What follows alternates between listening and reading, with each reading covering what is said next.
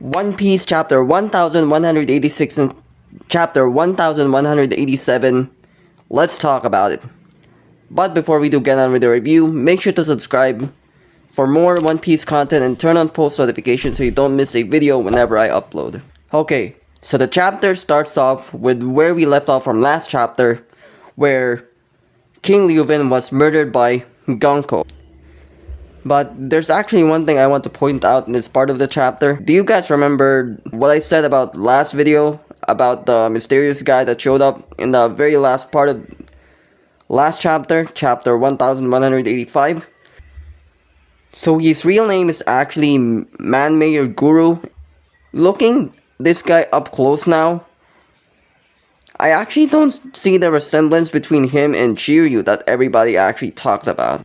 And as you guys may have heard about posts from other people, people actually were talking about how this guy actually looks a lot like Shiryu, and I kind of actually did agree with that somehow. Just looking at him a chapter ago, but seeing him in this chapter, I actually don't think he's somehow related to Shiryu, because he, to me, doesn't actually look anything like Shiryu at all. Seeing him up close right now. And this chapter, Gonko, or Shiryu Gonko, whatever you want to call her now. But for now, we should probably just call her Gonko.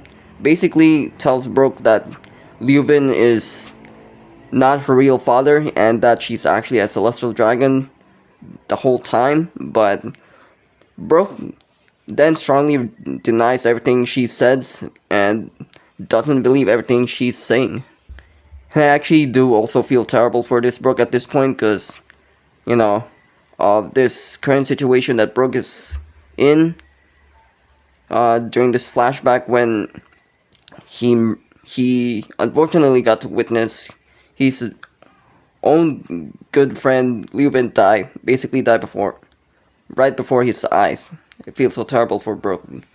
But this is the part where Brook's flashback finally ends. Now we get into the present time, where Loki at the time is basically fighting Loki, and then Brook is trying to save Gonko right now from that frozen cube that Loki basically casted on Gonko. And this is the best part of the chapter.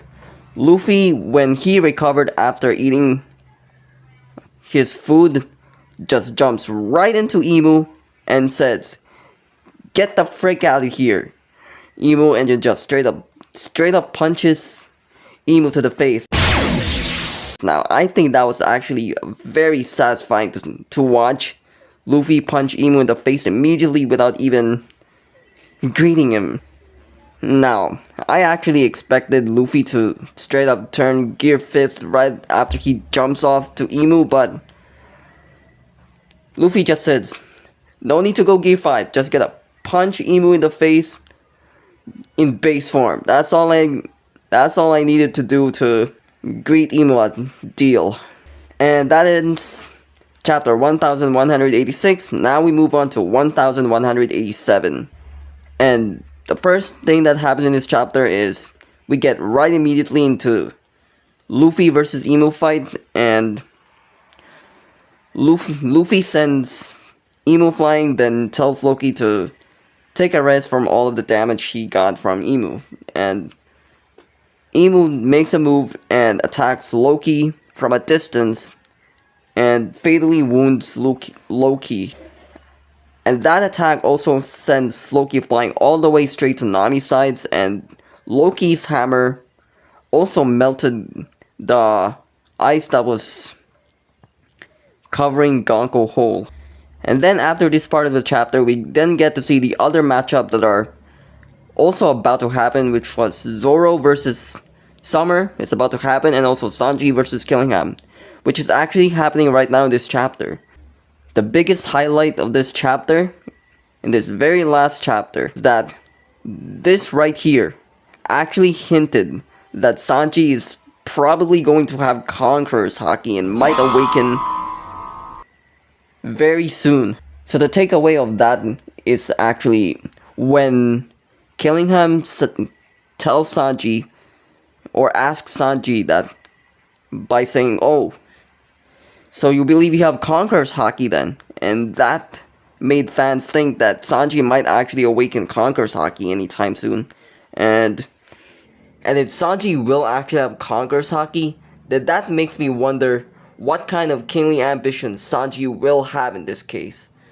Because as Gabon states in this panel right here, he tells Sanji that he'll also need to have kingly ambitions in order to have conqueror's haki, I believe, and also to support Luffy to becoming the king of the pirates.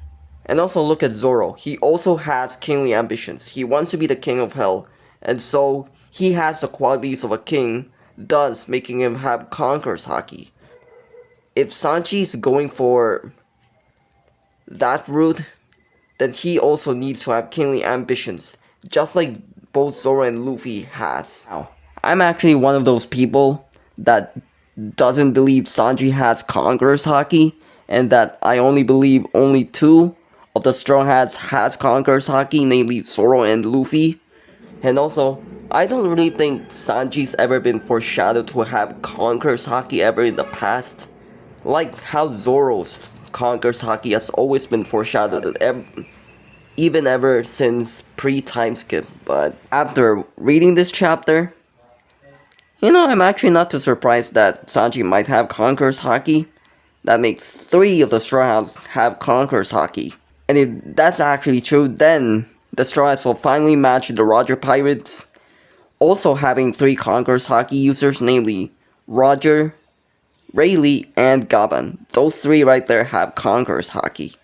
And that will also match the Straw Hats, having Luffy matching Roger, Zoro matching Rayleigh, and Gabon matching Sanji, also having conqueror's haki. And chapter 1187 ends off with Luffy finally entering Gear 5th against Emu.